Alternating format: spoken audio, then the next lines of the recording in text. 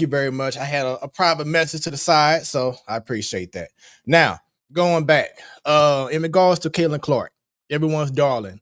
There's been some speculation that yes, she may have been hurt or is hurt, but is there more to it in regards to the mental stress of the pressures of her in the second year, her now living up to what people thought she would do better in year two, because she came in, it was all photos, she was all jacked, looking like she about to bench press every person in the WNBA, the whole nine.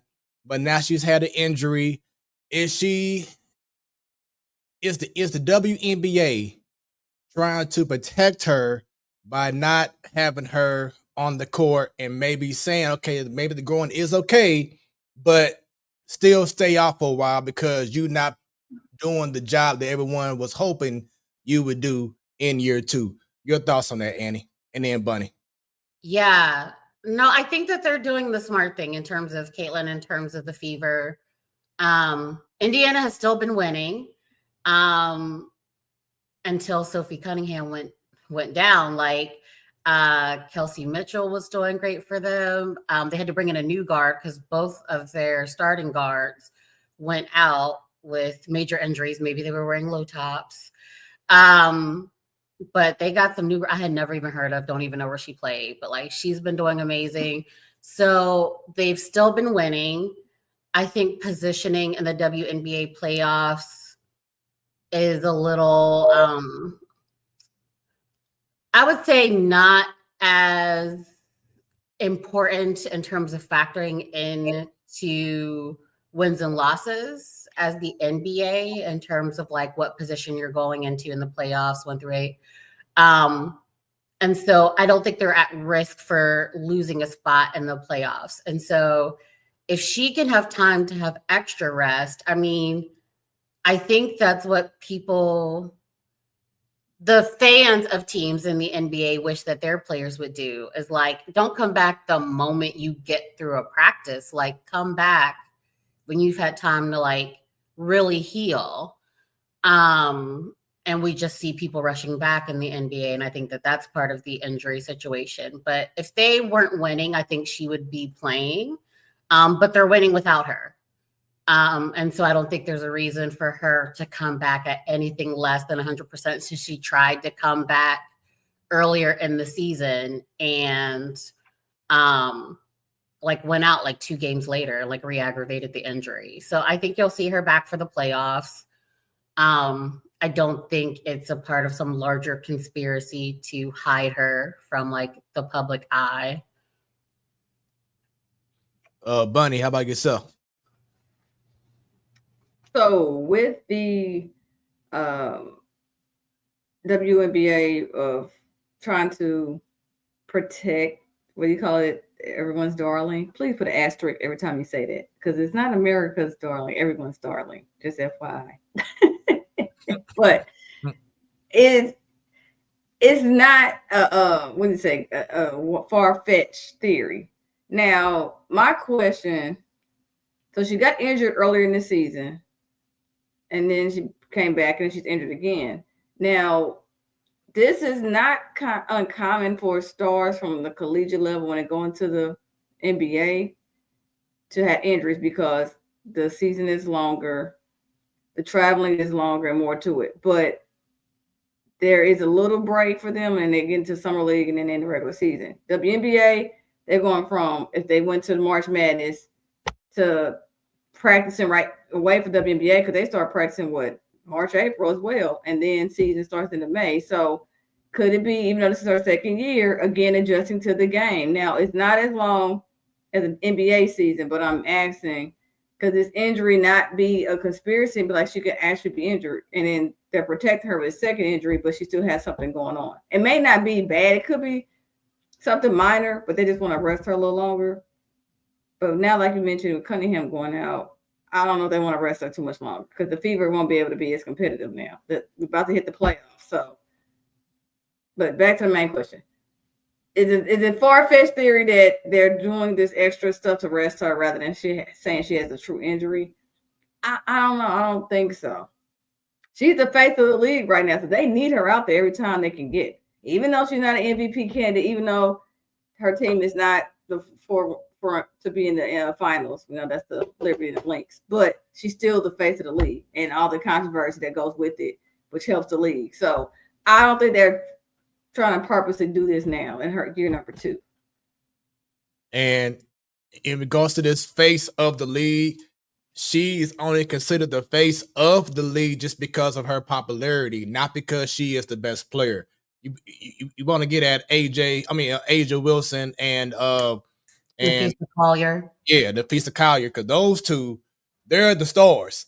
I know that, but again, when you kept saying America's darling, I know you're being funny. That's why I said please put an asterisk next to that, because in year number 2, again, we're taking out the injuries, and she actually was playing. I don't know how much expectations was there from season 1 and season 2. That's what part of the thing you're talking about. But we know the true ballers are. I've always said that. Like, I've been an Asia Wilson fan, riding down with her for years. But the face of the league, again, and this would be a controversial statement. Why wasn't it Asia 2 years ago, right? Before Caitlin came in the league? Like, that's a good question. Who was the face of the league prior to Caitlin coming in? Can y'all answer that? Because I have a few options, but I don't have a true face of the league. But do y'all have one? Yeah, I think Asia was before that, and I think before that was probably Breanna Stewart. So you think Asia? We know she's all around player, better than Caitlin, but Caitlin just totally took her off the map, or this is just a shiny, bright newest thing that's going to fade away, and Asia or the next best player going to come back in the spotlight? What y'all think? No, I think like face of the league is like not singularly defined. If you're talking about, if you were to ask 100 random people on the street to name a WNBA player, I think most people now would name Caitlin Clark. I think before that, most people would have named Asia Wilson. And I think before that, most people would have named like Breanna Stewart. And then before that, probably or Brittany Griner. Because again, if we're talking about just face of the league being who knows you outside of people who follow your sport, I mean, Brittany Griner's detention in Russia was like huge news. So that may have been one of the only players people knew. And so I think that, and before that was probably like a Diana Taurasi or something like that. So if you were to just ask people the average person, a sample of 100 people, to name WNBA players, I think Caitlin would be the one that would be most named. To me, I think that's different from like a basketball standpoint and from like a league standpoint, kind of holds the mantle in terms of a combination of like play, personality, accolades. Like if they were to hold up, here's the exemplar of what we want a WNBA player to be. I think that's been Asia for like 2 to 3 years. I think Fee is really coming on strong this year when I'll have an MVP under her.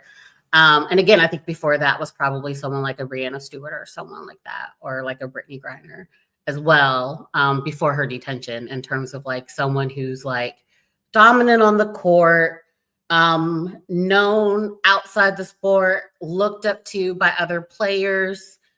If the league were to say, model your game and your off-court persona and your branding like anybody, here's the person to do it after. Like, in terms of that being the face of the league, I still think that's Asia Wilson right now. But if you're just like ask 100 random people who don't know basketball to name someone in the WNBA, I think most people would say Caitlin. And with that being said, that's why I can't wait to see Juju Watkins. Woo! Juju! I'm telling you, this entire next class. Yes. I mean, this year's rookie class has been amazing.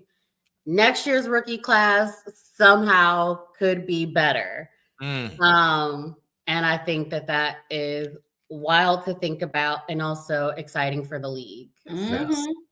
Yes. Definitely agree. Definitely agree. All right, Bunny, what has your attention?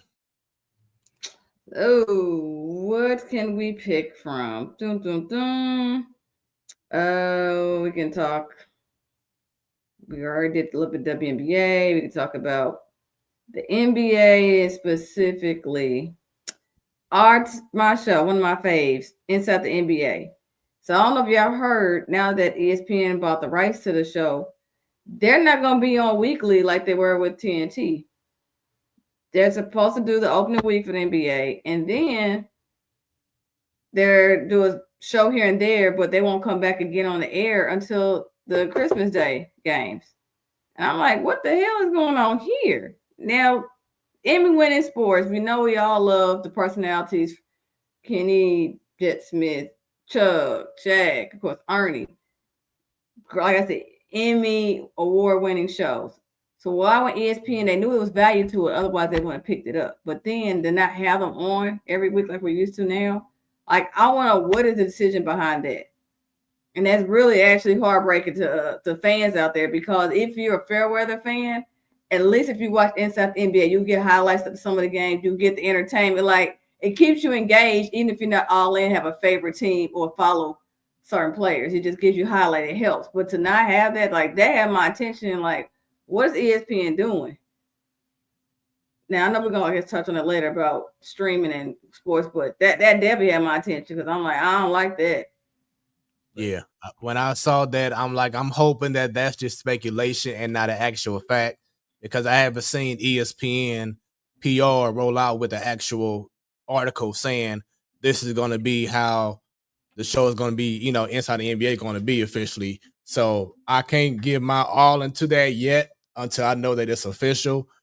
But just our speculation, I hope they are dead wrong, because that would be a Right. crime to take off the best thing that is going for the NBA, which is that show. That is what Mhm. sells NBA, not what Mhm. ESPN does, not what Mhm. Amazon Prime going to do or Mhm. NBC.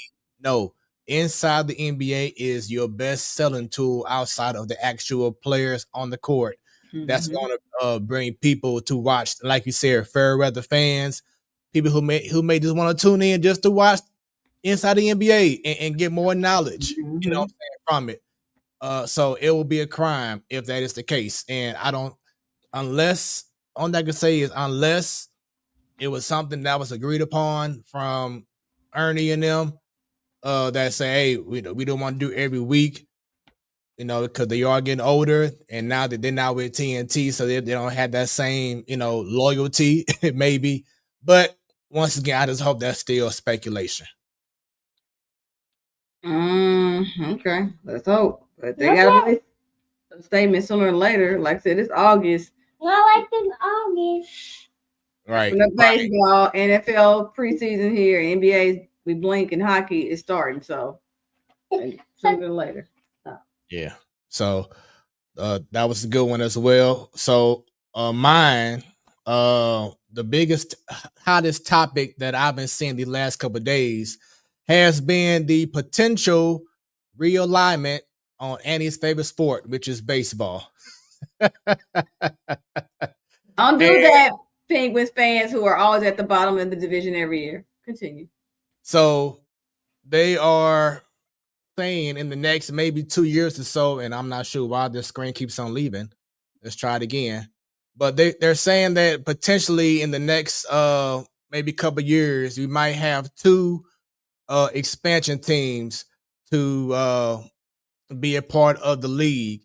And they're proposing possibly, now this ain't all the way approved or anything like that, but this is just a suggestion in regards to how they want the realignment to be, which is now going to be 4 divisions in the National League and the American League. You'll have the NL Midwest, Cubs, White Sox, Cardinals, Reds, NL Central, the Rockies, the the Royals, the Rangers, and the Astros, the NL Southwest, Dodgers, Padres, California Angels, or Los Angeles Angels of Anaheim, sorry, and Arizona Diamondbacks, and the NL Northwest, when you have Seattle, Oakland, San Fran, and the possible expansion team maybe in Portland, Oregon.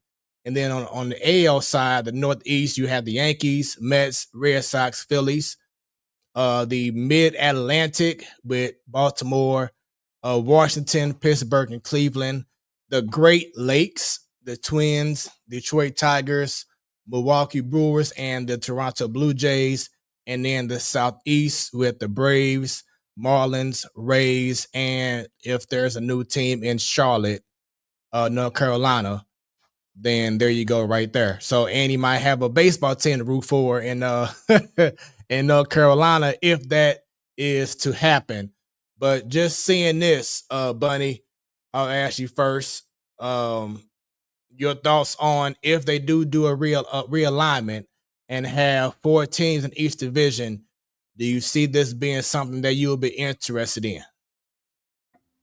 So, based off how I was looking, the things that stick out to me are the cities that have multiple teams, which is New York and Chicago. I don't like them being in the same division. And the other thing that sticks out to me, the revamping of the names and, of course, adding a division, that's okay. But mixing up the NL team with some of these AL teams, swapping leagues, I don't know. It could be better for the game, more exposure for people who didn't know or haven't seen these teams before. Even though interleague play is still not all the way, because you're not playing all the teams every year, even with interleague play. So unlike with basketball, they have the long season, everybody's going to see everybody. So maybe it's to help expose. But what's funny, we're talking about realignment. They're talking about in the next 2 years, and baseball can't even get their collective bargaining together. They're probably going to be striking before they can even worry about some realignment. Let's just put some priorities here. But okay, you got to talk about stuff for what do you call it? Forecasting for how you're gonna deal with this. Plus, this may help with their bargaining because you're gonna look at how much money and revenue you're gonna split with teams. You're adding 2 more. But overall, I mean, it's okay. But definitely, I don't like multiple, cities with multiple teams in the same division. That competition-wise is gonna get boring old real fast. On top of that, because the Sox are in a division where they potentially had the Cardinals, the Sox suck. They make it better. The Cubs, we had that now, the Reds. So we'll see. It's all right. It's not the best, not the worst. Now, I do want to put out there that over the last 3 years, Major League Baseball has been doing the schedule where you are playing every team in baseball. So 1 year you're playing at the American, if you're National League team, you're playing at the American League team, and then the following year is vice versa. So just to have every year you switching off in regards to home and away, but you are playing every team. But if you have this realignment, would you, as a baseball fan, Bunny, still want to play every team, or go back to how it was, where you're playing maybe one division from the opposite conference each year? Every team. For a season this long, there's no reason why you shouldn't be able to see every team. Again, so I equate it to basketball that has a long season. You see every team. Football, there's shorter season, so you don't. I get it. Hockey, you see every team, so it makes sense. You need to see every team. So thank you for correcting me when they just started a couple years ago. Now that you do see every team, but remember when they first started it, 20 years ago, introduced interleague play, it was here or there. But it helps grow the game, get more exposure, but definitely every team. And shouts out to Brian Pettit. He left a comment saying good evening. Tiger Stripes, I believe that's the name of his podcast, Tiger Stripes Media. So shouts out to you, Brian. Got a new person comment showing love. Got someone that Annie may know very well. She's okay. This has been in regards to college football. So I'll save that thought. Talk about Michigan. So we'll see about that very soon. But yeah, once again, Annie might have a team in North Carolina. Would you be a fan of that team if that was to happen? No, the only team in North Carolina I root for is Carolina. Like I'm not a Hurricanes fan. I'm not a Panthers fan. Not a Panthers fan, not a Bobcats No, I fan, mean, Hornets I fan. love Julius Peppers, so I was, and I love Luke Kuechly. That's why I chose number 59 when I played with the Slam. Like I liked them, but I'm not like a general Panthers fan. But before I answer your question, good sir, let me pose one to you. Who is this for? Who asked for a realignment? Who needed it? Who wants more baseball teams? Like, Oh, who is this for?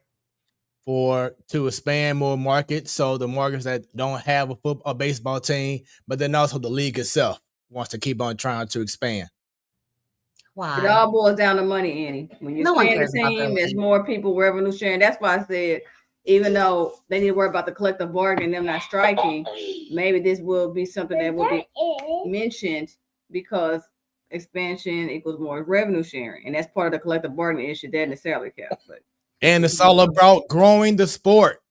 Yeah, Gotta but grow it. more eyes on it, hence where you get more money because more nobody. advertising dollars. That would be true, except I don't think people are going to watch it. I don't think people are going to go. I don't think people care. No one cares about their sport. If they do an expansion team, they need to put it in Puerto Rico or the Virgin Islands. Like, I think they would care about a baseball team more than Portland or Charlotte, North Carolina. Like, no, don't do this. This is, if you want to make the MLB interesting, have every team play the Savannah Bananas for one exhibition game a year. No. Like, no one watches baseball. No one cares about their Hey, sport. no, that's a Joe Bo trigger. That is a Joe Bo trigger, honey. Yes, I mean, it you can tell her. You can tell her I said so. My argument with Joe Bo is like my father's era. They like the original love of the game, do it the correct way. And I understand that. If you're passionate and you want to do baseball how it should be played, those are those type of people. But as I had this discussion with my father last week, I said, you cannot get more butts in the seats for people that are dedicated to the game. They're phasing on out. Fair weather fans, somebody looking for a good time, spend some money on a weekend specifically. I'll go to the game because it's going to be turned up. They have the little club, not club seats, but you can have the club atmosphere on certain ones. You just got to do something to bring people to your ballpark. Not just talking about Cardinals in general. And hence why they speed up the game, put in the pitch clock. They know the next generation, their minds are focused is not going to be there for the general length of that game. So you have to keep something to keep them focused. So that, I mean, they're trying to grow, like I said, to make money, but Joe Bo doesn't agree with us with pitch clocks and, oh, this is going to hurt them. I get it, but this is a business now. It's more not just for the love of the game. It's our business decisions. Yeah, but it's a terrible business. And some businesses need to something's going right, Annie, because apparently they're talking about expansion. You don't expand if your league is about to fold or about to go bankrupt. You don't do that. Any business. I mean, maybe you do as like a last gasp of trying to make money and make your thing relevant. Is we can't get enough people to fill up the 30 stadiums we already have. Let's just add more stadiums, and it's going to be a flop. No one watches baseball. No one cares. For those who feel differently than Andy, leave comments. Let us know. They don't feel differently. I'm not going to be in the comments arguing with me on this. That argument, they may make a statement. I'm not arguing with you. I'm just saying I know with both sides. So your side, I hear it, but there's a lot of other millions of people money-wise. And don't forget, you have to go outside the U.S. Baseball is a global field. So you have people with streaming access that's in Mexico and even Colombia and even Japan. They're tuned in too. Those are dollars over there too. They're not going to miss out on either. Yeah. So put the games over there, ma'am. Yeah. Like how the NFL plays like 5-6 games in Europe and Mexico every year. Just send these teams to go play in like in Japan or in China. Like I said, put an expansion team in the Virgin Islands or in Puerto Rico. No one cares about Now, baseball. You know on what? paper, that don't even make sense financially, but okay. Now look at Jose Scotty or the Josie Scotty, what she said. Yeah, Jose, he said, so with this new format, will the playoffs be stretched longer? No, because now you have more teams, more divisions. So they'll probably go back to, I'm just assuming, they'll go back to how the playoff format was a couple years ago, where you just had, two wild card teams get in, not three, how as it is now. You won't have the 3-game series in the first round. It'll go back to the wild card thing because, like I said, there's more teams. That's you have more divisions. You're gonna have 2 extra teams, so it shouldn't have to be stressed longer. But you still have a wild card game in the postseason. You still got to have that because that's that 1-game thrill that's gonna bring people to watch the game and see who's gonna be eliminated after 1 game, which that was really a good selling point at that time. Was you had that 1 game and everyone was tuned in to see if you're going to win or lose. So I don't see it being stressed out any longer.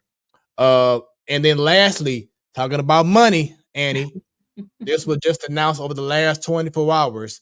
But after this season, so next season, Apple, who has been having for the last 3 seasons Friday Night Baseball, they're gone. NBC and Peacock will be taking over more baseball games. Also, ESPN is going. See, they buying everything sports related. They just bought out wrestling, so now they're gonna have all the PLEs, and now they're about to buy MLB TV. So they don't have that package. Now this one was what I was like, whoa. So over the last, I don't know how many years, ESPN has been the one to broadcast the home run derby. It's probably been over for the last 50 years. Starting next season, Netflix is going to carry the home run derby. So baseball is finding ways to once again grow the game, and as Bunny just did, for the money. So they had no problem selling the game or getting more business because now they adding in NBC and Peacock more than just 1 game a week, and then you having a home run derby on Netflix. So yeah, they're finding ways to continue to expand and make money. Think about it. All those eyes are on streaming devices more than cable and satellite. So Right. Netflix subscriptions is a top chart. So you're paying to stream the Derby, you're going to get a return on your investment really fast. Just like those Super Bowl commercials are always expensive. Stuff on Netflix and stuff, they're gonna start charging people a lot, but they're gonna make their money back. All them eyes on it. Look at from the boxing matches to the UFC match list, and anything on streaming, they're paying for it. They're getting a return on their investment. I don't think that's the case. I don't think anybody's getting a new Netflix subscription to watch the home run derby, except for maybe you and Jobo. Like, no, it's not getting new subscriptions. They already have the subscribers. They are their number 1 for any TV viewership. Forget just cable, satellite. They're number 1. They're not adding. They're not looking for more subscriptions. Netflix is like, hey, we got the eyes already. Hey, they're going to be one of the advertisers. If you want to watch this derby, you got to pay this amount of money, and they can demand it because they know all these people are already on their platform. Even if you don't watch it, anytime you put on Netflix, they tell you what's the newest thing, what's the latest. You don't even have to be tuned in long, but you're going to at least inquire, like, oh, okay. Or like, oh, I'll skip it. You still got their eyes, and that means somebody's going to see, that's a chance to get some dollars out of somebody. It works. And to add on to that, you wouldn't be getting dollars if they already have Netflix subscriptions. You would have to advertise it somewhere else to get new people. If it's already a part of your Netflix subscription, then I mean, people will just scroll past it like they scroll past everything else on Netflix. Netflix has an endless cache of things to watch, and the people who already watch baseball are going to choose the home run derby. No one's going to log into Netflix on a random night, see that a home run derby is on, and be like, darn, I was going to binge the newest season of Wednesday, but I really want to watch some people hit home runs and stand still. Like, that's the whole thing, though. Like you said, the binge watch, you're gonna watch that anytime because it's gonna stay on Netflix for God knows how long while you have a live event with the home run derby that people do enjoy seeing. But then also just to go back to you asking about bringing in new people, but that's just like how wrestling. Now you have wrestling on Mondays on Netflix, so they're ushering in people who may not have had Netflix in the past because they love wrestling. Now you have those people. How the NFL is now having Netflix, so people who may not have had Netflix before, but they want to watch every NFL game. So you do have those diehard baseball folks that's going to go ahead and say, okay, well, I didn't do it before, but now you got wrestling, uh now you got NFL. You might eventually get basketball in the next 10 years. So go ahead and get on that Netflix train. So baseball sees it as well. They see how the market is, and they're saying, well, here we come as well. I'm not convinced there's all these diehard baseball fans that you could. I think that wrestling and the UFC are more popular than baseball in the US. And so, yeah, I'm just not convinced that Netflix is. I own stock in Netflix. I'm not convinced I'm going to get a notification in my portfolio that's like, we got the home run derby. You can retire now, Annie. This I is mean, this is the thing that sent our stock through the roof. I Like mean, I of don't think course, anybody's going back to watch a rerun home run derby. Like I'm just not convinced there's all these baseball fans that y'all claim there are. Baseball games are usually cheap family, good clean family fun like Freaknik. Baseball games are like the Freaknik of sporting events. It's good clean family fun, opportunities to network in the boxes. It's cheap. It's probably cheaper than taking a family of four to the movies. And that's what it's for. A day in the park. No, I'm not convinced that there are all these baseball fans out here. No one watches baseball. well, to keep on with the broadcast, I want to go ahead and get to this right now, especially while we have Bunny on the show still. But in regards to a new era in NBA, because Bunny brought this up earlier, and I want to go ahead and get to it now while you want to hear. But as you see right now on the screen, it's going to be a whole new ball game coming up in October, where you're going to be having NBC, Peacock, Amazon Prime joining in on the fun in regards to what's going to go down in the NBA coming up this fall. And just for more information, well, as you see first, Sunday night. So pretty much every night of the week, you're going to have basketball on a national network being broadcast. Sunday, you have ABC and NBC/Peacock. Monday is just Peacock only. Tuesday, NBC and Peacock only. Wednesday, ESPN only. Thursday, Amazon Prime. Friday, Prime and ESPN. Saturday, Prime and ABC. And then you have here all the details in regards to the biggest events going on for the NBA, where the tip off is on Tuesday the 21st, NBA Cup, Christmas Day games, honoring Martin Luther King, Rivals Week, All Star Game, which is usually on TNT. Now it's on NBC and Peacock, while the celebrity basketball game is going to be on ESPN. The play-in tournament is on Prime only. Playoffs will be all the networks, and then the finals on ABC. So you're seeing so many different things, so many changes coming up to this new year. In regards to the tip-off, the very first two games of the season will be on NBC. So you going back to the back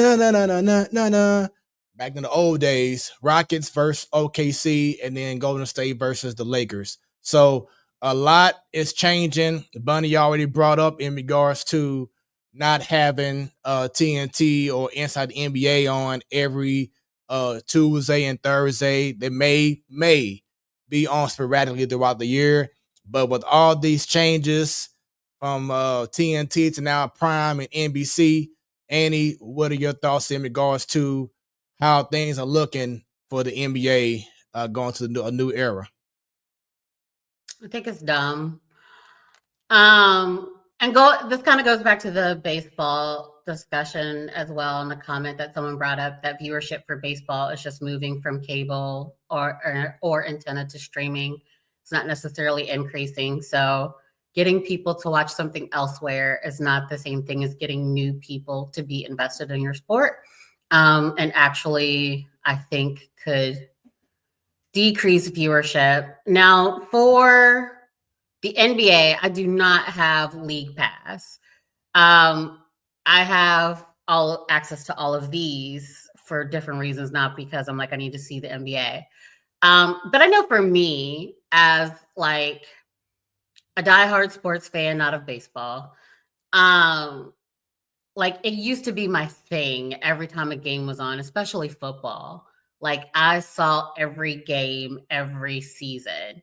And then when COVID happened, it was kind of like not having that for a year, almost 2 years, really like broke me of that. And so now I'll go an NFL season and won't necessarily see every game. I won't even necessarily see every Cowboys game. Um, and the more you put stuff in different places, the more okay I am with this isn't in the first place I thought to look for it, so I might just do something else. Um, and so I think not only are I don't think new people will go out and gather a collection of platforms like their Pokemon so Mm. that they can watch a sport that they already aren't that interested in when it's a part of like a basic TV package. Like a free TV package, like you just get the antenna and you get like NBC, CBS, whatever, ABC. And they're going to go out and accumulate a bunch of um, you know, services and monthly costs to watch a game they don't really care about. I think your diehard people probably will, but even your like middle of the road kind of people, like in today's economy, asking me to pay $15 to $25 for 5 different services to watch, especially regular season games or teams I don't even really follow. Like, I think that's going to start taking away from some of your more like casual viewers who like just watch ESPN religiously. So if the game is on, that's what they're watching, or who just whenever they're searching for something to watch, they're looking for a sport, right? And if it's like, oh, it's not on what I already have access to, I don't think they're going to be like, man, I do occasionally like watching Steph Curry. I'm also going to get Amazon Prime if I don't already have it. I'm going to also get a Peacock streaming service if I don't already have it. And I think it's the same with football, and I think it's the same with baseball, that it's starting to like playing the sports have started to price people out of it, which is why we see a decrease in American born athletes who want to play different sports, is simply because they get priced out of it. You're starting to price out casual and average viewers. You can't count on keeping a league sustainable with just diehards. And this gets in the way of that. Bunny, any thoughts? The other thing I was thinking about is directly related to it, but indirectly. So not more just with the streaming, but think about how legalized gambling is now. It's not just concentrated to just Vegas. A lot of states have passed laws where you can gamble. And with gambling, again, that's another revenue stream. And that's another reason people will view it. So they don't have to be that particular sport fan. They don't even have to be a fair weather fan. But there's money involved that they haven't a lot. They're going to tune in. Or they can always just look at highlights too. But a lot of people I know that gamble, sports gamble, they like to look at what's going on. So with that, that's another way of why, okay, do I want to sign up for Netflix? Do I want to sign up for Peacock? Maybe not, but you're going to have some people that just part-time streamers, they'll do it for that sport and then cancel it. But it is, the statistics reflect this. The data reflects this. These companies don't put millions of dollars or billions, or if it's 10-year agreements and things like that. If they don't, then they'll get a return on their investment, or if the data doesn't prove it. Again, we all agree streaming is the way to view a lot of stuff over cable satellite. That is, you mentioned you used to have League Pass. Again, League Pass at one time, well, specifically with the NFL League Pass, strictly with a satellite, right? DirecTV. Of course, once that got legal stuff got involved, and now other people can stream NFL games. It's okay. It's something that's working. Even if you're not a diehard fan, the viewership is working. Now, it is frustrating to me if you brought up the NBA, Peacock, NBC, ABC. Okay, I got to shuffle. It is easier when it's just on one way to look at it. But, I mean, I think eventually you're going to have some more mergers between all these streaming services. People are going to partner up or just merge. Somebody going to buy the other one. Because having 10 different ways to watch a sport, and over time, you're doing monthly subscriptions, even if it's temporary, that adds up more than a cable bill. So they're eventually going to have to start merging or working together. But overall, even though it's a nuisance, when it's some highlighted games like the Christmas Day games for basketball, and as y'all saw, the NFL is going to do another year of NFL games on Christmas, people will get subscriptions just to watch that. And they'll let it fall over to January, specifically for NFL because of playoff games. But for NBA, again, when the playoffs start, you're going to have people ramp up subscription if they're not already doing it. So I think as much as a nuisance it is, that's the way we're viewing stuff, especially when using our phones to watch it, it's not going to stop. What do you call it? I just said mergers that happen, buyouts that happen, but there's not going to stop from them adding more sports and viewing games on streaming platforms. Yeah, definitely going to be a whole lot to discuss in regards to how they are going to bring the viewers in, because Andy, you did bring up something that is true in regards to it's only so much that certain people can take in regards to trying to go from this app to that app to this app to that app just to watch your team. Especially the older demographic. I'm like, I ain't got time to be trying to go off this app to go to here and go to my laptop. And let me ask you this: when you say older demographic, what age group are you specifically referring to? 50 plus. All right. So 50 plus, they'll be annoyed. The 50 plus are going to turn 70 plus. And when they turn 70 plus, that's not your main audience because they're smaller in numbers. People start dying off, just being real. So those 30-year-olds that are used to this, when they hit 50, they're used to it. They're going to be fine still. Again, I said it's a nuisance. And I'm not in the 50 up crowd. However, until the next technology changes where people are going to view something, or like I said, they're going to have to start consolidating some of these streaming platforms. But the 50-year-old graphics that don't want to look at laptop and phone, they're going to get a little older 10 years from now with the next wave of technology and the next contracts come out, and they're going to change a little bit, but they won't be catering to that crowd anymore. Well, the thing is that saying that we're catering to younger people is not just necessarily throwing your stuff up on streaming, because while you can say like in 20 years time, they may not care about 70-year-olds, even though it's increasingly becoming a larger demographic as people are living longer. Those are also the people who really care about their sport and have decades of investment in it. Young people aren't watching sports the way that they used to. And I don't mean just like how they consume it. I mean, like literally there's not as much engagement with sports in younger demographics than there are in older demographics. Right. And there's been like research that has shown a number of different reasons for why that, from families being more economically mobile and changing cities. And so it's no longer, this is the town I've lived in my whole life, and therefore I'm a diehard fan of this team because it makes me proud and think of home, to like kids just have so many options for what takes up their time that it's hard to break off a huge percentage of a population and get them interested in like a particular set of activities, let alone one particular activity. So I do think that they care about these, like, or at least they should care about the Gen X and older, because that demographic, even with age, is still a larger portion of the sports viewing audience than Gen Z and Gen Alpha.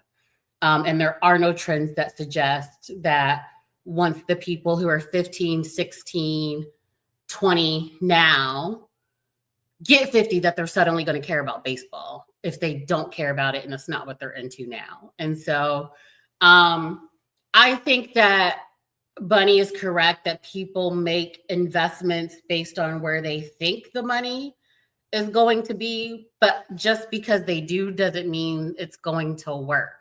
So I agree that they're probably doing this because they think it's going to make them money. That doesn't mean that's going to be what actually happens. Also, with basketball, the number one way that basketball is consumed is through essentially with second gen content.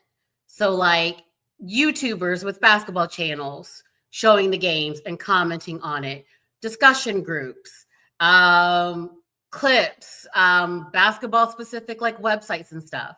Like that is where, particularly for the demographics that we say that people are going to try to win, that is where NBA engagement comes from. So when people are like NBA viewership is down in terms of like, are people buying 3 or 4 different platforms to watch the NBA on? No. Are people buying more subscriptions to League Pass? No. Especially with the inventions of VPNs where you can like share a password. So probably more people are watching League Pass than subscriptions that they have. But most of their engagement shows it comes from second gen or secondary engagement in markets and people posting clips and all this other stuff. So there's high engagement with the NBA, even if the quote unquote viewership of the live event is not as high. And so, and also to Bunny's point as well, in terms of like consolidating,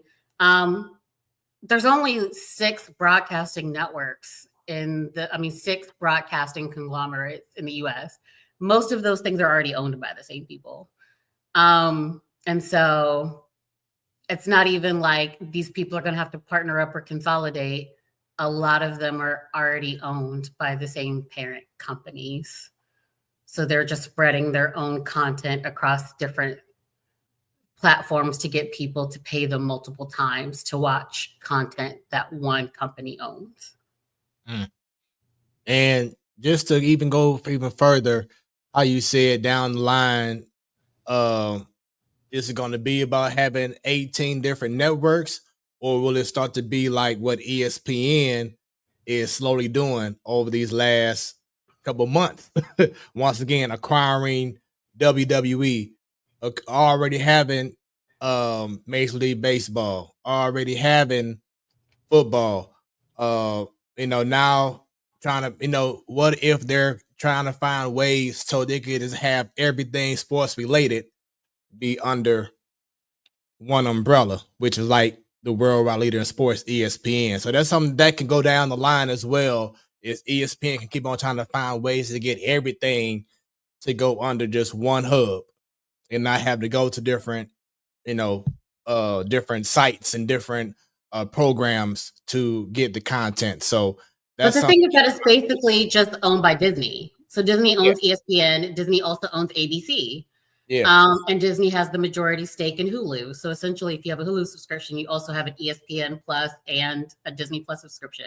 So it's like they already own most of the places where the things are being shown. So it's not like, let's bring it all under ESPN. It's like if it was on ABC, the people who own ESPN already own it if it's on ABC.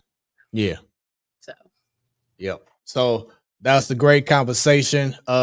Let's go ahead and have even more fun though, man. It's time to get these predictions in. Bunny, I'm gonna have you go ahead and go first in regards to our NFL predictions as I bring it on the screen. Bam, there we go. So what we're gonna do, Bunny, is we're gonna go ahead and do our divisional winners. Let me go ahead and take this and do this right here. Boom, so you can see it. We're going to start off with our divisional winners. Then who you have representing each conference. I'm sorry, the 2 wild card teams. Then who you have representing each conference, and then who you have winning the Super Bowl. So let's go ahead and start off first, Bunny. Who do you have winning the AFC North between Ravens, Bengals, Browns, and I'm not sure why they keep on going away. Browns or Steelers? AFC North, Ravens, AFC East, Bills, AFC South, Texans, AFC West, the Chiefs. The wild card on the AFC side, I can see Travis Hunter making a difference, so the Jaguars can possibly sneak in, even though the quarterback is that's one of those like wow crazy predictions. But hey, we got to try something, right? Something new. Travis Hunter making a difference, so they can do a wild card. The other one, possibly the Steelers, because they almost did it last season. So yeah. Now we know about Shador Sanders and Cleveland Brown. They got the Flacco starting ahead of him. That's not gonna last through the season. You already know. And I'm not surprised, besides the owner saying he didn't care for drafting Shador, but it's typical where you have a rookie quarterback go under the wing of a veteran before they let him be a starter. So it's not as controversial as people are saying it to me, but we shall see. But those are my AFC division picks and 2 wild cards. Moving to NFC side. The North, the Lions, the East, the Eagles, sorry. I'm about to Greg, he'll give you a hug. I'm gonna come back though, because yeah, we'll come back with East, but the Eagles, the South, that's a toss up. Honestly, it's a toss up, but I gotta pick somebody, and we can try the Bucks, right? And NFC West, San Fran. Now, wild card, the Commanders, and McDaniels does what he's doing, and they actually, again, I put Philly, but I can see it flip flop. But I can definitely see Commanders doing the wild card, and the other one, would they come from the North like the Packers? I can see that. Now I'm rooting for the Bears low key because, of course, Luther Burden III, unofficial hometown person out of East Saint, but that is a toss up because I can see the Bears doing a little better, especially with the quarterback and Luther. They gonna put the league on notice, but no notice again the playoff this year, no. But definitely a team to watch. So there you have it. All right, so now go ahead and give us your representative from the AFC. For conference and my people for conference. Yeah, the whole AFC. Who you got going to Super Bowl? Whew. You know that's a hard one. I'm rooting for my boy to finally slay the dragon. Please, Ravens, slay the dragon. Finally beat the Bills. Definitely X out the Chiefs. Come on, Ravens. Come on, Lamar. It's got to be your year. 3 times the charm, right? And who you have coming out the NFC? All right, out the NFC again. Can they be repeat? The Eagles, with Saquon Barkley still there and no injury, they can repeat, y'all. I'm telling you. They could be the new dynasty. Watch out, Chiefs. Somebody's coming for your dynasty. They can't be the Eagles. And the winner between the Eagles and the Ravens are the Eagles. The bird against the other bird, but the Eagles. They can repeat. I said it. They can repeat. Okay. Annie, your turn. Surprisingly similar. So my 4 division winners are going to be in the AFC: Ravens, Bills, Texans, and Chiefs. And the 3 wild cards are the Bengals, Broncos, and Chargers. And so the Steelers will miss the playoffs. I said it. Fight me. And the NFC, I mean Dallas, right? So I'm gonna say Green Bay, Dallas, Tampa Bay, and Rams for my division winners. My 3 wildcard teams are Lions, Eagles, and Commanders. So championship game will be Dallas and the Ravens. If not Dallas, let's just say something happens. I think it's going to be one of the other NFC East teams. So either the Eagles or the Commanders. And I have the Ravens winning it all. Okay. So we have Eagles on one end, Ravens on the other. So for me, AFC is just like yours, Annie. Ravens in the north, Bills in the east. Texans in the South, and Chiefs in the West.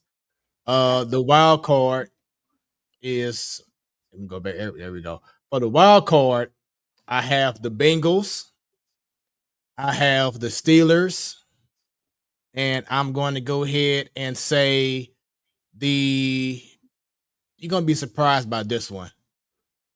I'm going to say Las Vegas Raiders. Pete Carroll. I knew he was going to say that. Pete Carroll, and Geno Smith. I can see it happening. I can see them surprising some folks out there, be slept on, and make it happen. I can see Pete Carroll with Geno Smith with that, but it's just wild card. So okay.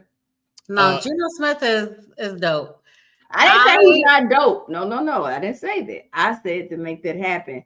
But again, this is wild card. It ain't like this division, so you can sneak in there and then. But we'll see. Go ahead. Yeah, no, I think he's dope enough to make it happen.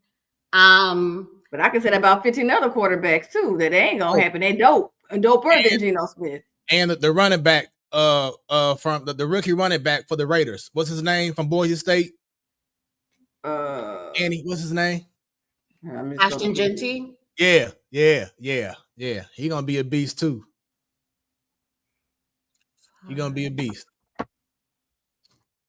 6,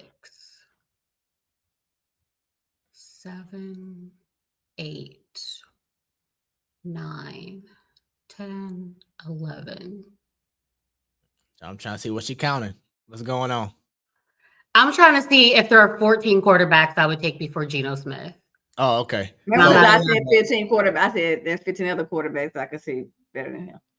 Right. And I'm counting, and I know that's what he was saying, like, why even I'm telling because of the comment I made. I know what I said. I'm backing up what I said, but continue though. You gotta do NFC side, right? All right, NFC side. Now, this one here gonna be a little spicy, but predictions, gotta have fun with it. Sure. NFC North. I'm saying the Bears. Okay, yes. Now that's valid. I am saying the Bears. NFC East, the Eagles. NFC South, I'm going with the Falcons.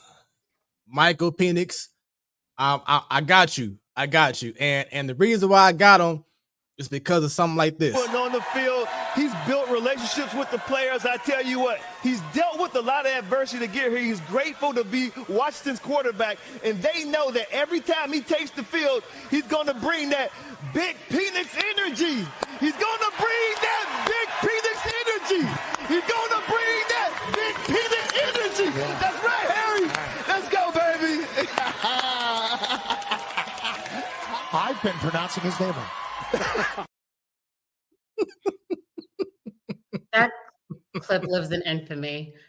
And then in the NFC West, I got the Rams, man. I'm excited about their offense. And both sides of the ball. They might have underrated, probably one of the best defenses in all of football. Something that you may not have thought you were saying after Aaron Donald retired 2 years ago.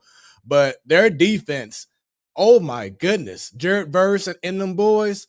But then to bring on the offensive side, Devontae Adams, another year, or Puka Nacua, question mark is Stafford.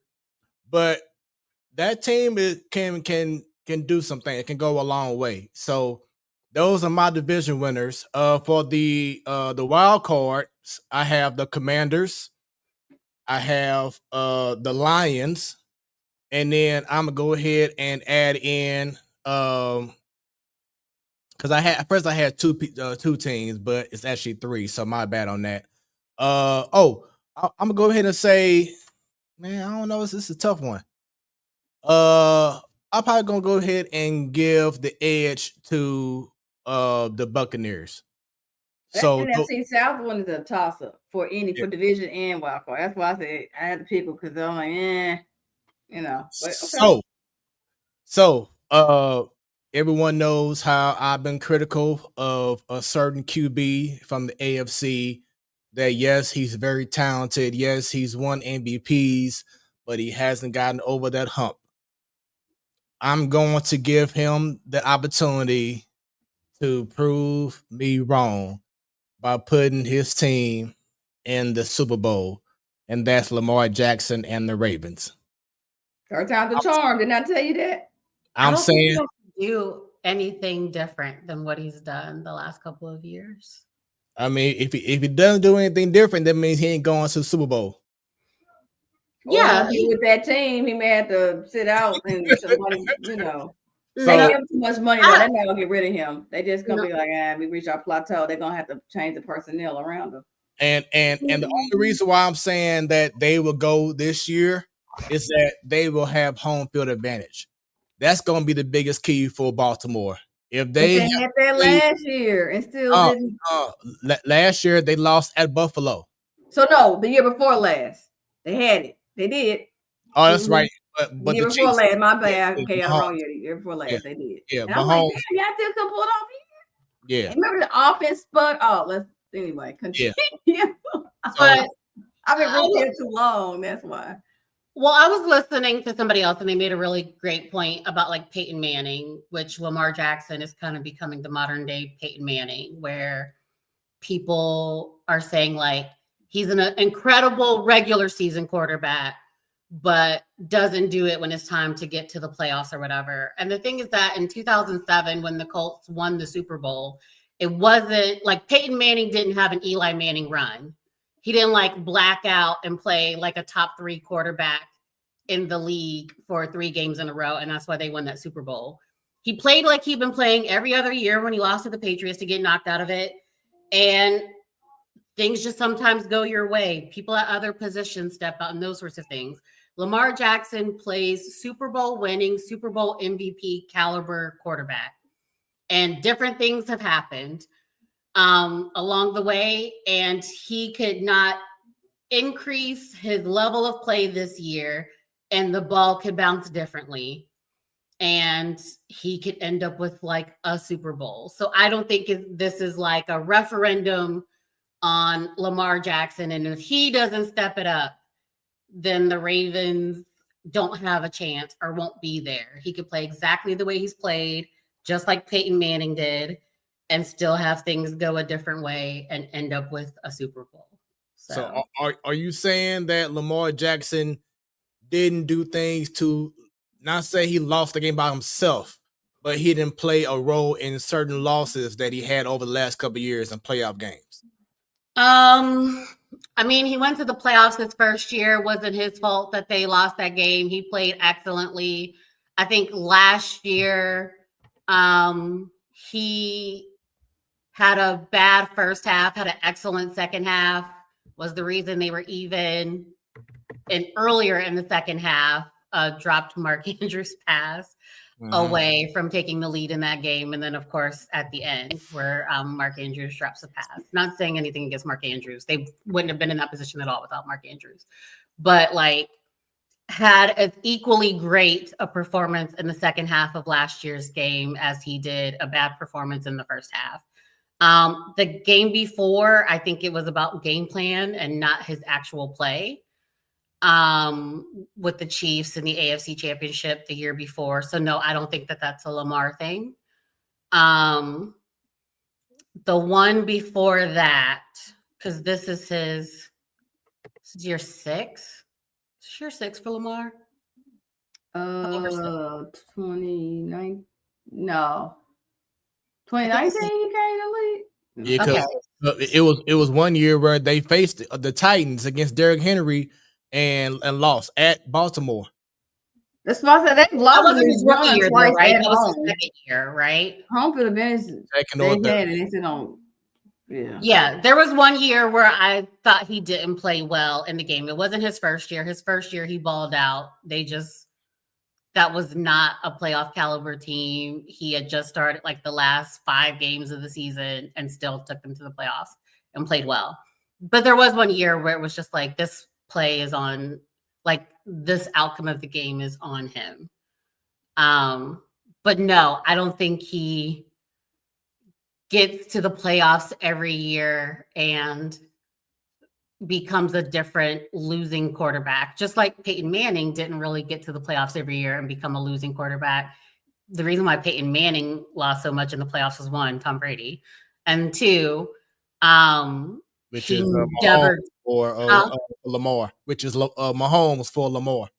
Right. Yeah, in many ways, like Mahomes, Mhm. this is playing out again with these two quarterbacks in the same way.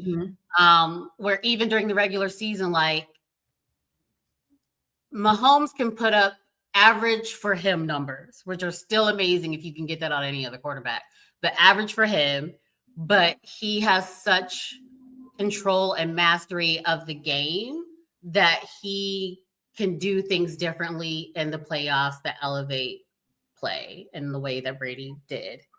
That Peyton Manning just never demonstrated. He was very much this is the bread and butter that got us here. Let's do that. They were infamously known for not making adjustments in the playoffs or even after half times, and he paid for it sometimes.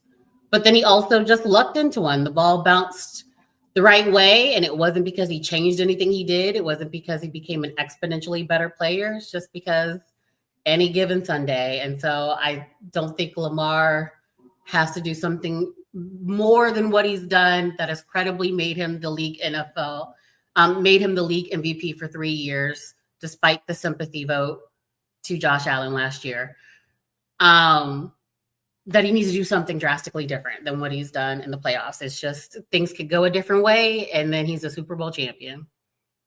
So, with that being said, in the NFC, I am going with the Commanders. They are going to represent the NFC. Craig Black. Red Black is going to Yes. smile from ear to ear, huh? So it's just something special about that team, and we know, and Annie brought him up last week, Jaden Daniels. The kid is special, and it's just something special about that team that I'm seeing. There's something brewing there, and I'm liking it. I'm gonna go ahead and just roll with it. The winner between the Commanders and the Ravens, I'm going with the Commanders. So Korea Black, I got you. I got you. I So cannot live in a world where the Commanders win a Super Bowl. It's bad enough the Eagles won last year, but I only have one person in my family who's an Eagles fan. I have a really obnoxious Commanders fans in my family, and I could not survive a year with the Commanders. That's so cute. we survived the Cubs winning the World Series, so it's gonna be all right. And no one cares about baseball. We're back where We we do, are. we do, we do, we do, we do. No, we do. All right. So our last prediction before we go ahead and end this this wonderful show of the platform sports talk show, your Wednesday night sports delight is going to be college football predictions. So let's go and get right into it. Let me put this up on the screen here. All right. So I'm putting this up for a reason because this is the AP top 25. So it kind of gives you some help, Bunny, in regards to what teams, if you didn't already have your 4 teams put out there. But Bunny, who do you have going to the Final Four in college football? We can, yeah. The top 4 you see there are not going to finish the season top 4. Let's just put that out there now. So, with biased and unbiased predictions, Texas maybe still be there. Ohio State, that's a toss-up. But Penn State and Clemson will not be there. So Georgia will make their way in the top 4 by the end of the season. Definitely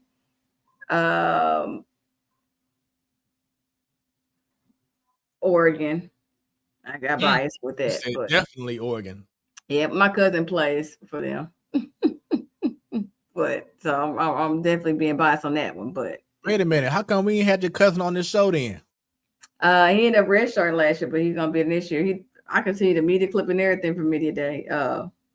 Jeremiah McClellan from St. Louis CBC. Yep. So how we haven't had him because he redshirted last year, but we'll see. I may see his parents this weekend, so I'll ask him. Hey, I go through them. I'm like, Right. Even that's my cousin, they all my cousins. I'm like, I'm going to parents. I'm getting in trouble here. But anyway, the other team I would say maybe a surprise, but definitely another SEC team. I was like, no, let me give it to a Big 12 or Pac 12, whatever the hell they are now. What is it? Big 12, Big 10? What's the big?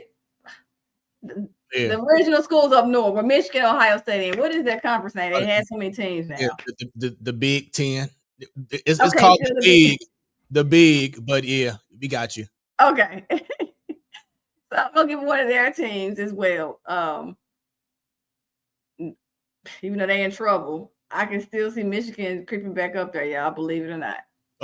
Speaking of that, gotta go back They're to in the trouble. I question now. know. There we go. Mm-hmm. She says, Andy's mom, hey everyone. Do you think Michigan should lose the Natty after being fined $31 million? This is proof there was cheating as a result of the fine. It ain't gonna happen. It's like that's like last year.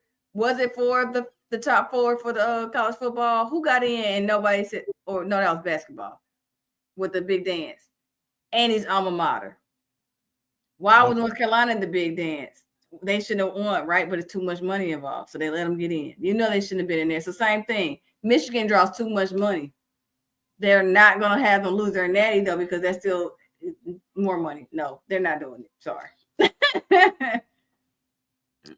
All right, so just to make sure, so going back, you have Oregon, you have Georgia, and who are your last two teams? Michigan and Texas. Texas will still be there. Okay, Michigan and Texas. All right, and who do you have going to the Natty, and who's winning? Oh boy, we're gonna see if the Ohio State can. I mean, not the Ohio State. Sorry, Georgia. Get back there, Georgia. And who's Georgia gonna face?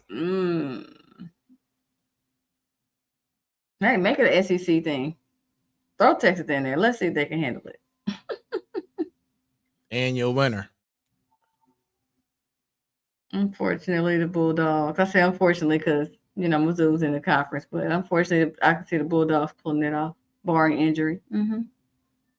All right, so I'm intrigued to hear Annie's predictions. Who is your Final Four, Annie? Okay, first of all, this list is fake news.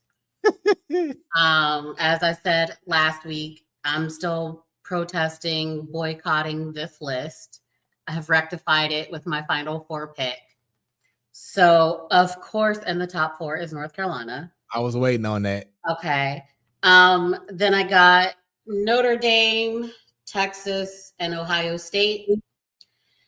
If for some reason North Carolina doesn't make it, like politics, people hating. Just say because of lack of talent. Let's start there. Continue. Absolutely not. That would never be the reason. Politics. See, I'm not that biased because I ain't put Mizzou in there, and I'm a Mizzou fan. But continue. I'm realistic with some of it. Stay tuned for my pick. Then I would say Penn State with a close follow by Arizona State. So in the championship game, I have North Carolina, of course. But if North Carolina were not to make it, again, politics, I would say Notre Dame versus Texas. And then I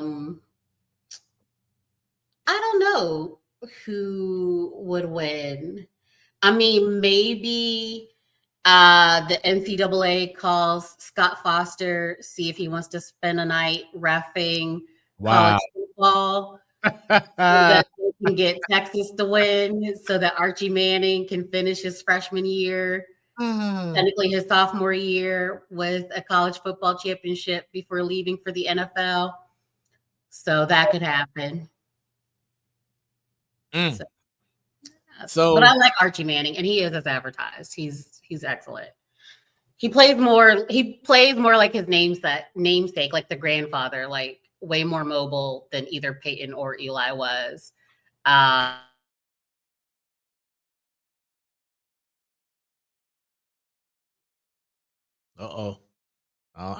She got frozen. Yeah, I thought it was me. Okay. Yeah, so we'll see if her connection will act right. I think it's her connection after she said North Carolina it kind of cut her off now. So Definitely more arm talent. So okay, there we go. My back. Okay. See, no streaming service is about to get my money because Xfinity don't act right. It's been messing up all day. So I'm about to go analog on y'all. Do an AOL dial-up. Look, but the dial-up never failed me. That's true. I was never on AOL chat and people was like, but your AOL froze. Like it was reliable. Okay. Right. But yes, all I was saying is that Archie Manning is as advertised, and it wouldn't surprise me if Texas won. But I think Notre Dame is a lot stronger than a 6. Like I said last week, the Clemson anywhere on this list doesn't make sense to me. But yeah, I'm gonna say Texas versus Notre Dame in the championship if North Carolina doesn't go because of politics. So Annie, our predictions in college football are eerily similar. They're just one team I have to swap out from yours. I have to swap out North Carolina, and I'm putting in MIZZOU. Now, the reason why, outside of me being biased, but their schedule isn't as daunting. And if they can go undefeated to end the year, they have a great chance of course, being in the SEC championship game, and anything can go down like the man cave going down next week in regards to college football. So that's why I'm saying Mizzou. For the Natty though, I have Notre Dame versus Texas, just like you do, and I have Notre Dame winning the whole thing. So those are my predictions. Now I do want to bring this up because this came across today that NCAA, the College Football Playoff Committee, says that they are going to do a new process in regards to how they rank these teams. Pretty much, the College Football Playoff Committee convened 2 groups, data analysis panel and a membership panel to assess these areas. Following months of work, these groups reviewed their proposed modifications with the College Football Playoff Management Committee and Selection Committee. Committee. What they're going to look for is they're going to assess the schedule strength and how teams perform against their schedule. The metric has been adjusted to apply greater weight to games against strong opponents. An additional metric, record strength, has been added to the selection committee analysis to go beyond a team's schedule strength to assess how a team performed against that schedule. So pretty much, if Mizzou faces off against South Carolina and barely wins that game, but then let's say Illinois has a similar schedule, record as Mizzou, but Illinois plays a much better team in the Big Ten and wins that game in a better fashion, they're going to reward Illinois because of the team that they faced off against, because of the better matchup. So this is a new process that they're going to do for the upcoming season that they hope, in which from what I saw earlier, that a lot of the commissioners in the different leagues were hoping for, is that you don't just look at the overall and just say, okay, well, they're 12-1, so they should automatically be a top 4 team or whatever it is, or a top 12 team. But look at how they got to that point, who they play against, and how they played against those strong teams and those teams that should have been pushovers, but maybe you had a hard time against. So every year it's going to always be some kind of controversy in regards to how the teams are elected into the top 12 of the playoff. But we're going to see about this way to go right here. Bunny, any last words before you go ahead and leave? Great show as always, but no, we'll just see if they stick to what they're saying with that statement that was released, because they said the same thing with college football playoff last year, and it was a little controversy. Again, you see how March Madness is. Their strength of schedule, they say that, but then sometimes they don't live up to it. So again, it just depends on who the team is, because if they draw a lot of money, they're gonna find a way to get them in the playoff. It is what it is. All right. Well, thank you for your time, and Thank see you you in a couple weeks for ladies' night. And it's good seeing you again. Sorry you're gonna be on Thank for a you. while, but I can't wait It till you was pop back great. again. All right, Have a bye. good school year. All right, bye-bye. All right, Annie, your thoughts in regards to this new college football proposed plan for the upcoming year? So I do agree with Bunny that, like, in the case of a tie, the tiebreaker is going to go to what school's the bigger name and has like the bigger draw. There are two edits that if I were them, I would make to their analysis process. One is, I think, how you defeat like lower ranked or lower caliber teams is important. And so while they're like, we will penalize you more heavily, like we won't penalize you a ton for beating like a lower caliber team, I think there is a difference between a tier one team handling business and demolishing a team to which they're just paying money to show up versus barely beating that caliber of team. And so I do think that should be a difference in weight in terms of like how you win in comparison to those teams. And then same thing with like strength of schedule. Like if you have two losses, but they're both to like the number one and number ranked team, and you lost by a point differential of 3 across both games. Right. I think that's more impressive than if you only have like one loss, but you got curb stomped by one of the top two teams. And, you know, so I would weight like how you win as well. I mean, this is done in gambling all the time. It's essentially what the spread is based on my team, based on your team. Here's how, not only here's who we think should win, here's how much we think you should win by. So I know they don't want to introduce gambling language, but basically, did you cover the spread is what I'm articulating. The second thing that I think they should weight is that I think it is important and meaningful when people win. And I would weight wins and losses towards the end of the season more than I weight them at the beginning of the season.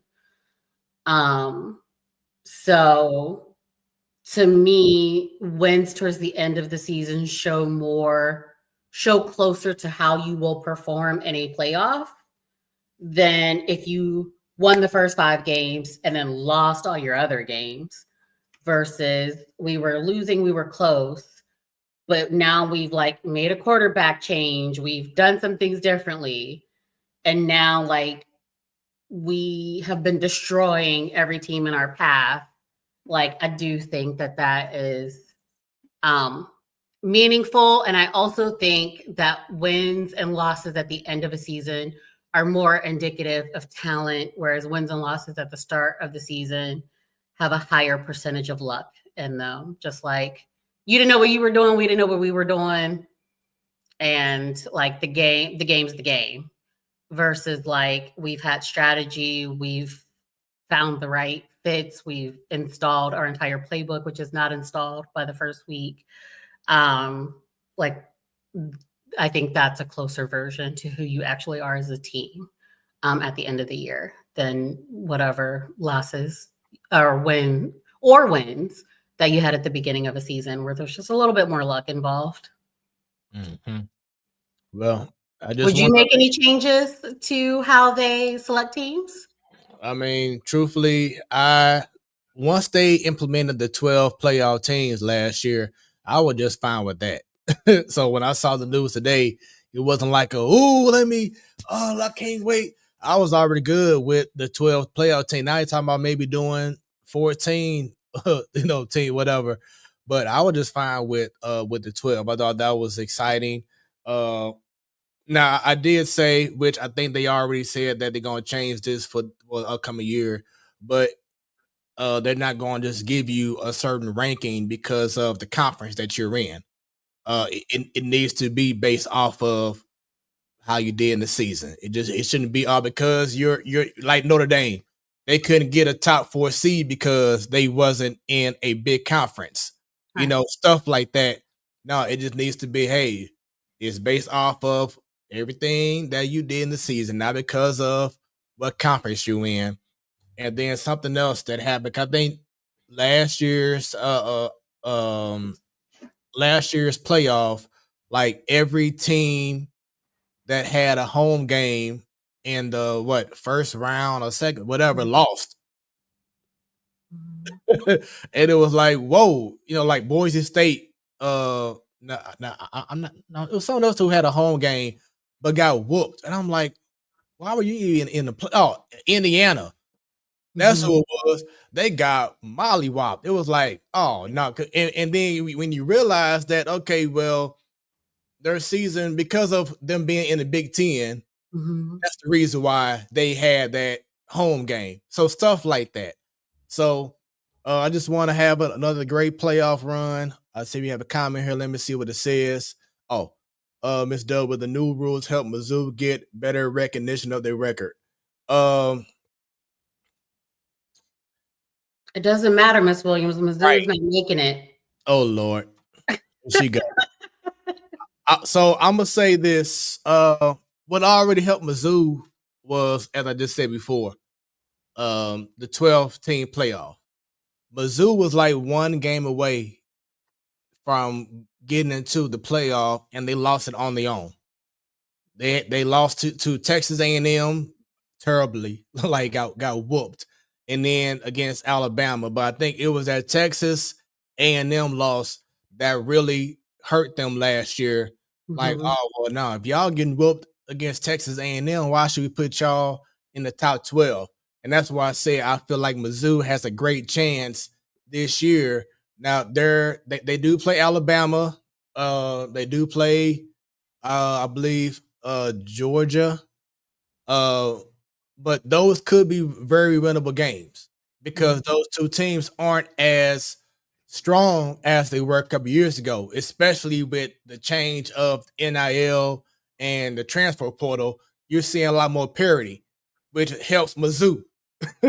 Like Mizzou have won 10 games the last 3 seasons. So and they're in the SEC. So you have to give them respect. So I think they already have some recognition, but now it's about can they win the big games when it matters the most. So with the new rules or not, if they just do their job and win these big important games, then they'll be just fine and be in the playoff. And then hey, it's on them to keep on doing their thing. But it's just all about getting in. And that's why I feel like the 12 team playoff has already helped Mizzou do that. So that is our college football. Wait, I have one more question before we sign off. So, to the crowd who thinks that college players shouldn't be paid Mm. because they're student athletes and they're getting compensated in education, do the kids get more school? Because it wasn't that long ago where the AP just chose the top 2 teams and they played one game for a championship. Now you got to win 4 games past the regular season to win a championship. So I'm playing more games, bringing in more money for the school, more TV revenue. What do I get? I get more school. Is that my compensation? Is class? I get more classes. I can show up for 4 extra weeks. Like, it's ridiculous. Mm. These are employees. Pay them. They're doing actual work and now they're doing more work than ever. Yeah. And the compensation needs to reflect that. And that is not your school. Because I got the degree when the AP just chose a championship. And now I'm playing 4 extra games of a very dangerous, very life-threatening, very life-altering sport. And I don't want as a reward that you'll give me more classes, more scholarship dollars. Like, forget that. I need to be paid. Yeah. And So, yeah. especially when like back in the day, even now, but back in the day before the NIL, where you were seeing someone rocking your jersey and you can't even make a profit off of it. Like that was a huge issue. Like that was an issue with Johnny Manziel and others Mhm. back in the day. Like, shoot, I want to make money off of my own off my own likeness. Like, Mhm. how is it 20,000 people in the basketball arena wearing my jersey and I'm not getting a dime, but the university is? Yeah, but this just isn't NIL. They're employees. Pay them. The school should pay them directly. They can still go out and make NIL money. I ain't taking that away. But the university should compensate them. They are now playing more and more games that only benefit the schools and the TV markets, because your NIL deal, I haven't seen an NIL deal that is based, because it's a compensation for name, image, and likeness, and technically not a compensation for your play. Their contracts cannot be, if you make it to this round of the college football playoffs, we'll pay you this much. If you go to this championship game, we'll pay you this much, because it's supposed to be only compensation for your name, image, and likeness, which means whatever the contract says we'll pay you, we pay you, just like DJ Olungale at Florida State. Like, he was in all those Super Water commercials, got hurt. They still had to cough it up because they were paying for his name, image, and likeness for their marketing. They weren't compensating him for games. And so, so yeah, I'm not trying to take away NIL, but you need to compensate people for actual play, because it cannot be written into an NIL contract. If you get this far, we'll continue to add money to your contract, because then that would be compensating them for play, which is still technically illegal. Ms. Dub says, after all, not all players will get big NIL dollars. But they will all play those 4 extra games that they didn't have to play before, and they should be compensated. And what about how T-Bone always likes to bring this up about, what about the band? You know, everyone We'll who get banned. Okay, let me tell you something. Listen up, people. Listen to me good. Band, cheerleading, dance, pep squad, mascots. Those are not sports. Those are activities. They're competitive activities. They're activities for which you have to have a lot of talent and skill and agility and strength and beauty and grace and all the things. But they're not a sport. You're not a part of the team. So get out of here with that. We're not paying band. We're not paying the cheerleaders. We're not paying the mascot. They can go get NIL deals if someone really wants to sponsor the first chair trombone in your pet band. But it's not a sport, and I need y'all to stop. Cheer is not a sport. I said it. Dance is not a sport. I said it. Band is not a sport. I get that y'all sweat and y'all carry heavy instruments and walk around and draw pretty pictures with your bodies. And I love that for you. And that is extremely talented. It's not a sport. Okay? That's no tea, no shade. It's just not a sport. It's a very competitive, pretty activity that I'm sure you care very deeply about. But it is not a sport. So. And with that being said, that is our show. TikTok to come for me on that one. Boom. So as I brought up earlier, this may be or may not be Annie's last show for quite some time. But if it is her last show because of her excellent teaching that she does in college, then Annie, I appreciate you for being on. We had an incredible run over the summer. You holding things down on Ladies Night and the main show. So I appreciate you and your wonderful point of views. Everyone else, make sure y'all go ahead and follow the Platform Sports Talk Show across all the different social media pages, from Facebook to the X to Instagram. Go on YouTube, subscribe, and click on that bell. And if you can't watch us, you can listen in on Hot 365 Radio, where it is always hot. You have Ladies Night every first Wednesday of the month. You have the Man Cave every last Wednesday of the month. And then, of course, you have Smooth Conversations, where the conversations are always smooth. Tune in tomorrow night, going live at 6 p.m. Central Standard Time on YouTube. Smooth Conversations, Smooth the 3 O's, and on KBDR Beat District Radio. Go to beatdistrictradio.com or download the app, and you're good to go. Everyone else, thank y'all for watching. Bunny, thank you very much for being on the show and all that you do. Everyone else, thanks for tuning in. Spread the word about your Wednesday night sports delight, the Platform Sports Talk Show. The Man Cave is back next week, next Wednesday, 7 p.m. Central Standard Time. Y'all have a good one. We out this thing. What you have just experienced was brought to you by Smoooth Productions. Until next time, stay tuned and stay smooth.